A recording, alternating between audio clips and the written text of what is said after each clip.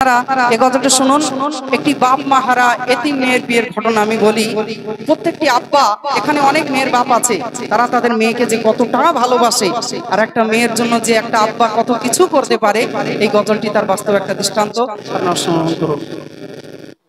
এ কেমন নসিব খোদা দিল বলো, বেটির বিয়ের দিনে পিতার জানাজা হলো। এ কেমন নসিব খোদা দিল বলো, বেটির বিয়ের দিনে পিতার জানাজা হলো। এ কেমন নসিব খোদা দিল বলো। কোন এক গ্রামে এক দুঃখী পরিবার, ও সব কালে বিদায় নিল বিবি তাহার।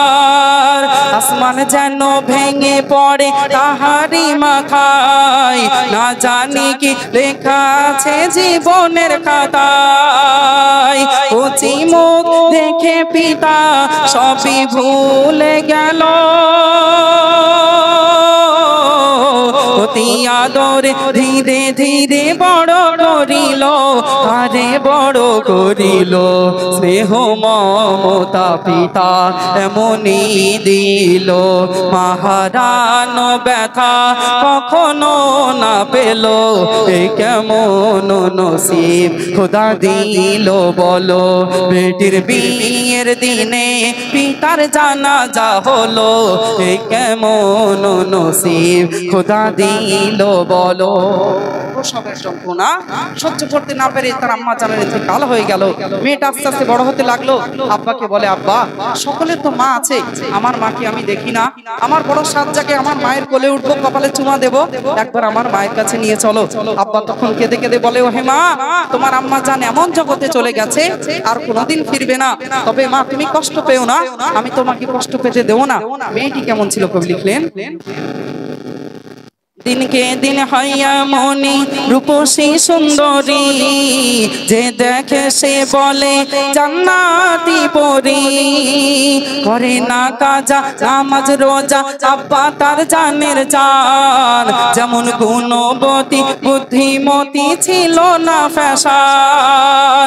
আব্বা তার বেটিকে বড় বাসিত ভালো, বেটি যেন ছিল দুই নয়নের আলো, দুই নয়নের আলো। এক ধনী পরিবার বিয়ের প্রস্তাব দিল, সুখী থাকবে মোর মা পিতা খুশি হলো। এ কেমন নসিব খোদা দিল বলো। আপনারা জানেন গ্রামে যদি একটা ভালো সুন্দরী মেয়ে থাকে, সে নামাজ কালাম পড়ে, পবিত্র কোরআন শরীফ তেলাওয়াত করতে পারে, পর্দা পুশিদার সাথে চলে, তবে ধনী পরিবার থেকে বিয়ের প্রস্তাব দেওয়া হয় যে না ওই বাড়ির মেয়েটাকে আমার বাড়ির বৌমা করব। কেননা সমাজে ভালো মেয়ে পাওয়া খুবই মুশকিল, তো তেমনি ভাবে একটা ধনী পরিবার থেকে বিয়ের প্রস্তাব দিল। কি ঘটছিল কবি লিখছেন শুনুন। 50,000 নগদে চাই 8 ভরি সোনা, দিলে রাজরানী হবে তোমারি কন্যা। গরিব পিতা শুনে কথা রাজি হলো দেখো না, মেয়ের বিয়ের তরে বিক্রয় করে জমি জমা। আব্বা তোমায় ছেড়ে আমি যাব না চলে, কে তোমায় ভালোবাসিবে, কে আহার দেবে তুলে, কে আহার দেবে তুলে। না দেখে তোমার সোনা মাকে কেমন থাকবে বলো, তোমার কুড়ে ঘরে কে জ্বালাবে আলো। এই কেমন নসিব খোদা দিল বলো। আব্বা জান মেয়ের সুখের জন্য জমি জায়গাগুলো সব বিক্রি করে দিয়েছে। বিয়ের দিনটা আস্তে আস্তে এগিয়ে আসে, মেয়েটা বসে বসে কাঁদছে, আব্বা কেন আমাকে পরের বাড়িতে পাঠিয়ে দিচ্ছ আব্বা, তুমি না আমাকে না দেখে থাকতে পারো না? আব্বা আমিও তো তোমাকে না দেখে থাকতে পারি না, আমার সুখের জন্য তুমি বিবাহ পর্যন্ত করলে না, আজ আমাকে পরের বাড়িতে পাঠিয়ে দিচ্ছ আব্বা, তুমি বাড়িতে একা একা কিভাবে থাকবে আব্বা? তখন আব্বা জান কেঁদে কেঁদে বলছে, ওহে মা, এই দুনিয়ায় প্রত্যেকটি মেয়ে তার আব্বার অতি আদরে বড় কষ্ট করে মেয়েটাকে আদরে লালিত পালিত করে তোলে, কিন্তু একদিন কেঁদে কেঁদে সেই মেয়েকে পরের হাতে তুলে দিতে হয়। মা তোমাকেও আজ যেতে হবে। মা তুমি কেঁদো না, সেখানে গেলে তুমি স্বামী পাবে, সেখানে গেলে আম্মা জান পাবে, আব্বা জান পাবে, সারা জীবন তুমি সুখে শান্তিতে কাটবে। কিন্তু আব্বা জান কেঁদে কেঁদে কি বলছে কবি, অতি মূল্যবান কথা লিখলেন। তিলে তিলে দেখো যারে মানুষ করতে হয়, কেঁদে কেঁদে তবু তারে পরের হাতে শুতে হয়। দেখতে দেখতে দেখো বেটির বিয়ের দিন এসে গেল, খাওয়া দাওয়া বিয়ে সেরে বেহাইকে ডাকিল, অসহায় ধনীর মিনতি করে কিছু টাকা কম আছে দেব তোমায় পরে, দেব তোমায় পরে। চরম অপমান কন্যার পিতার করিল, ছোট লোকের জাত তোরা কি হবি ভালো, এ কেমন নসিব খোদা দিল বলো। বেটির বিয়ের দিনে পিতার জানাজা হলো, এ কেমন নসিব খোদা দিল বলো। বিয়ে কমপ্লিট হয়ে গেল। এক বিআই মশাই আর এক বিআই মশাইকে ডাকলেন, ডেকে বলছেন দেখুন আমার অনেক আদরের মেয়ে, আমি ছোটবেলা থেকে তাকে কোলে পিঠে করে মানুষ করেছি, তার আম্মা জান ছোটবেলায় ইন্তেকাল হয়ে গেছে, আমি মায়ের কষ্ট বুঝতে দেব না বলে বিবাহ পর্যন্ত করেনি। আজ আপনারা যা কিছু চেয়েছিলেন আমার জমি জায়গা সব বিক্রি করে আপনাদের হাতে তুলে দিচ্ছি, তবে খবরদার আমার কলিজার টুকরির সন্তানকে আপনারা কষ্ট দেবেন না। আমার মেয়ের চোখ দিয়ে এক ফোঁটা পানি পড়লে আমি আব্বা সহ্য করতে পারবো না, আমি আমার মেয়েকে বড় ভালোবাসি। তো যখনই বললো টাকা কম আছে, সকলের সামনে চরম ভাবে অপমান করলো, ছোট লোকের জাত বললো, বড় ছোট কথা বলে দিল। আপনারা জানেন গরিবদের দিল অতি নরম হয়, সহ্য করতে পারলো না, সেখানেই পড়ে গেল। কি ঘটেছিল কবি লিখলেন, পিতার অপমানে সইতে পারে না কন্যা, আর বাপের গলা ধরে শুধু করিছে কান্না। কি বলছে, যেন গরিব হয়ে জন্ম নেওয়া এ সমাজে পাপ, আর হার্ট ফেল করে অপমানে দুঃখিনীর বাপ। বেটির বিয়ের দিনে হলো পিতার জানাজা, নতুন বউকে ভাবলো তারা মস্ত এক বোঝা, ভাবলো মস্ত এক বোঝা। বুক ভরা ব্যথায় শ্বশুর বাড়ি গেল, শাশুড়ি শ্বশুর স্বামী খোটা তার দিল, এ কেমন নসিব খোদা দিল বলো। আরে আব্বা জানের যখন ইন্তেকাল হলো, মেয়েটা কেঁদে যারে যার হয়ে যাচ্ছে, আব্বা আমি চির এতিম হয়ে গেলাম, ছোটবেলায় আম্মা জানের চাঁদ মুখটা দেখার সৌভাগ্য আমার হলো না, আজ তোমাকে নিয়ে আমার সংসার জীবন চলতো, আমি রান্না করে দিতাম তুমি খেতে, আব্বা তুমি আমাকে কত ভালোবাসা দিতে, আজ আমাকে ছেড়ে চলে গেলে আমি যে এতিম হয়ে গেলাম। আব্বা একটা বার আমার ডাক শোনো, একটা বার আমার কথা শোনো। কিন্তু আল্লাহ পাকের হুকুম হলে আমরা যে যেখানেই থাকি না কেন আল্লাহর কাছে ফিরে যেতে হবে। তো মেয়েটাকে নিয়ে চলে গেল, খেতে শুতে উঠতে বসতে তাকে কষ্ট দেয়, গরিব বলে বাড়ির কাজগুলো সব তার দ্বারাই করিয়ে নেয়।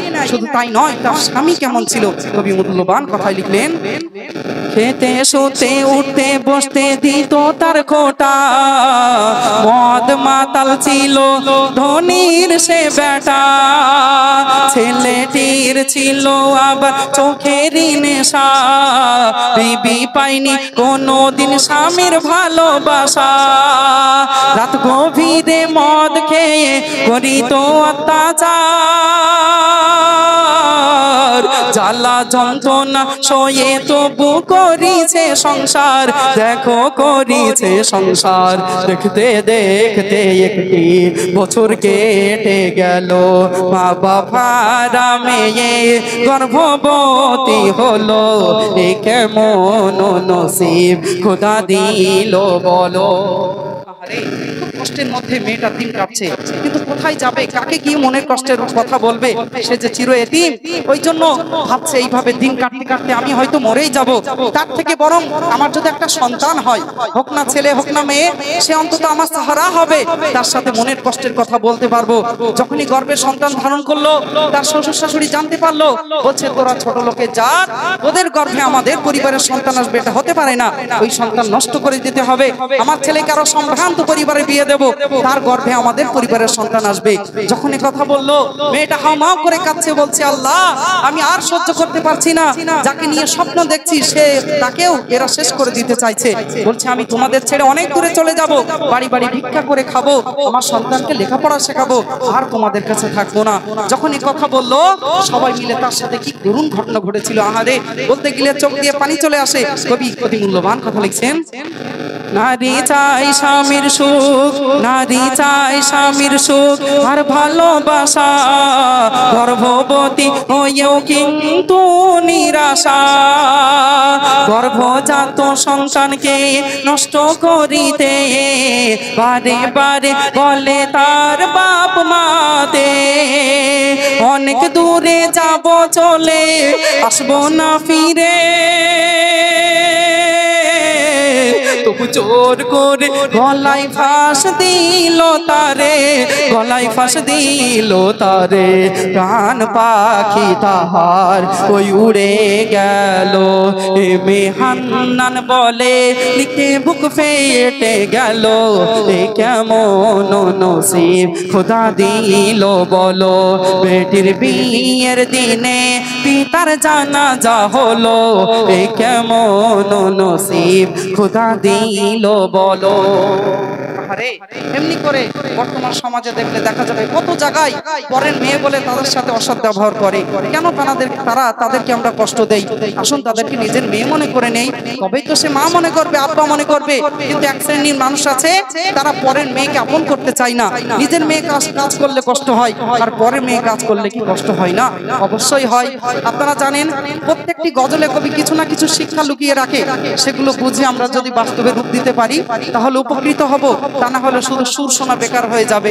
এই যেমন ধনী পরিবার থেকে বিয়ের প্রস্তাব আসলে আমরা লাফালাফি করি, ওরে আল্লাহ চাকরি করে মানে বিশাল ব্যাপার, চাকরি করে মানে সেখানে দিলে মেয়ে সারা জীবন খুশি থাকবে। অথচ বিনা চাকরিওয়ালা কত ছেলে আছে যে তাদের মন মানসিকতা ভালো, তারা নামাজ কালাম পড়ে, তাদের ভেতর আল্লাহ রসুলের ভালোবাসা মহব্বত আছে, তারা কোনোদিন স্ত্রীকে কষ্ট দিতে পারে না। আর চাকরি দেখে দেবেন, যদিও সবাই না, কিছু ভালো আছে কিছু খারাপ আছে, সেই ছেলেটাই মদ খেয়ে এসে আপনার কন্যা সন্তান আদরের সন্তানকে এইভাবে কষ্ট দেবে। ওই জন্য শুধু টাকা পয়সা ধনী দেখলে হবে না, দেখতে হয় মেয়েটা কেমন। যাই হোক, আপনারা জ্ঞানী মানুষ, আমি স্বল্প জ্ঞান আমার চেষ্টা করেছি যতটুকু আপনাদের মাঝে বোঝানোর।